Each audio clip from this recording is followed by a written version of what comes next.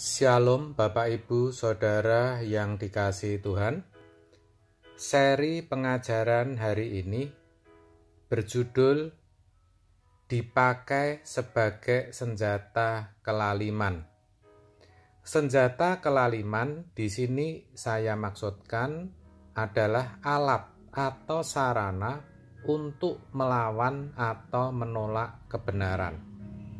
Dalam hal ini harus kita sadari betul bahwa anggota tubuh kita itu sangat mungkin dipakai sebagai senjata kelaliman. Maka kita harus waspada, saudara. Pertanyaannya, kapan hal itu bisa terjadi? Nah, kita akan belajar dari apa yang tertulis dalam Roma 6 ayat 13. Demikian. Dan janganlah kamu menyerahkan anggota-anggota tubuhmu kepada dosa untuk dipakai sebagai senjata kelaliman. Tetapi serahkanlah dirimu kepada Allah sebagai orang-orang yang dahulu mati, tetapi yang sekarang hidup. Dan serahkanlah anggota-anggota tubuhmu kepada Allah untuk menjadi senjata-senjata kebenaran. Dari ayat ini jelas, yaitu ketika kita menyerahkan anggota tubuh kita kepada dosa, membiarkan diri kita berbuat dosa, sesungguhnya kita sedang memakainya sebagai senjata kelaliman, atau kita sedang memakainya untuk melawan atau menolak kebenaran. Padahal jelas seharusnya kita sudah mati atas dosa. Kita saat ini sebagai orang percaya hidup di dalam Kristus.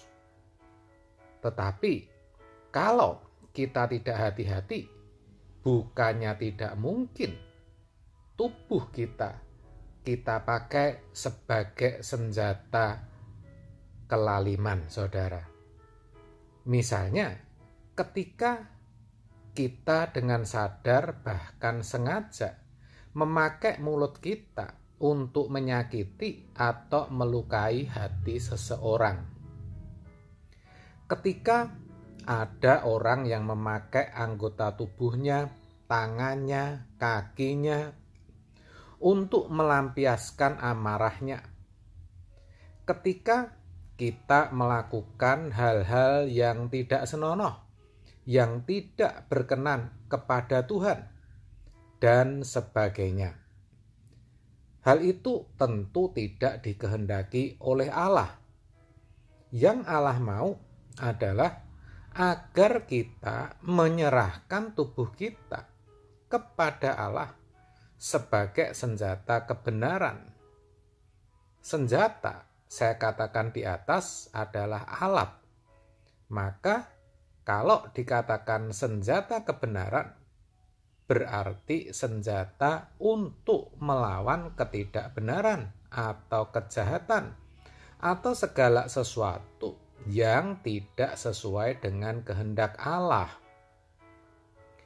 Anggota tubuh kita harus kita pakai untuk itu, sehingga kita bisa menjadi saksi dan utusan yang berkenan kepadanya.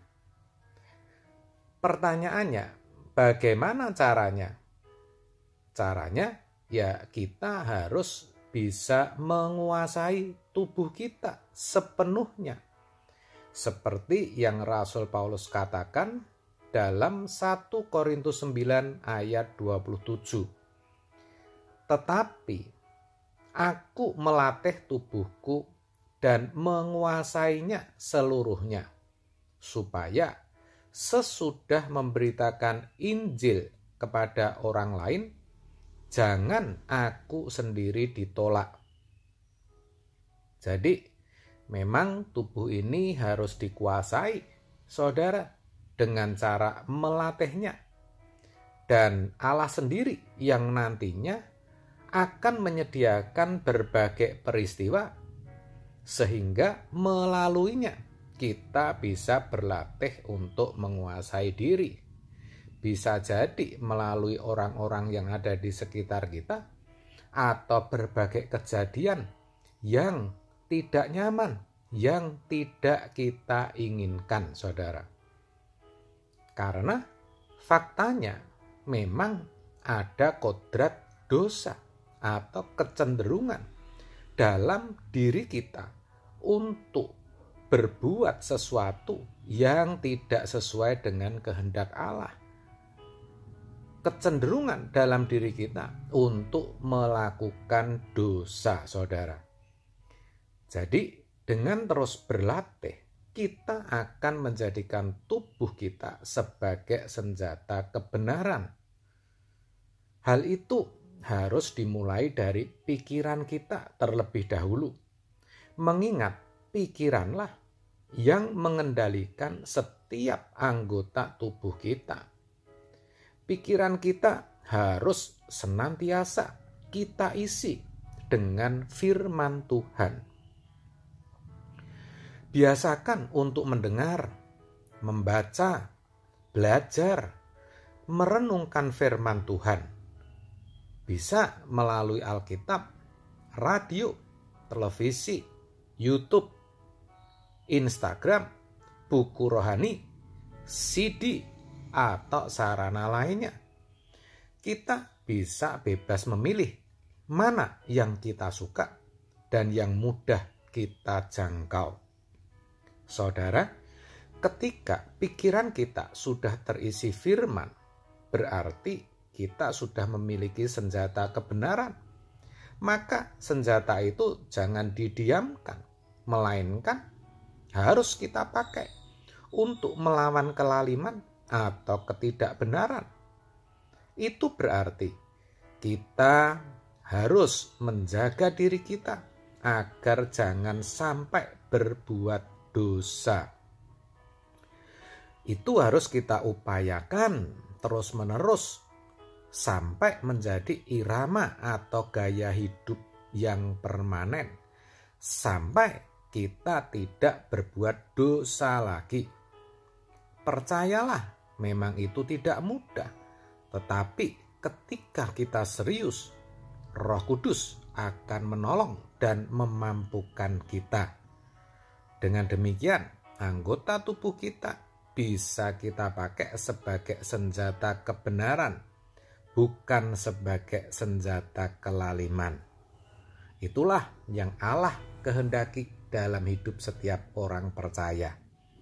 Amin. Tuhan Yesus memberkati.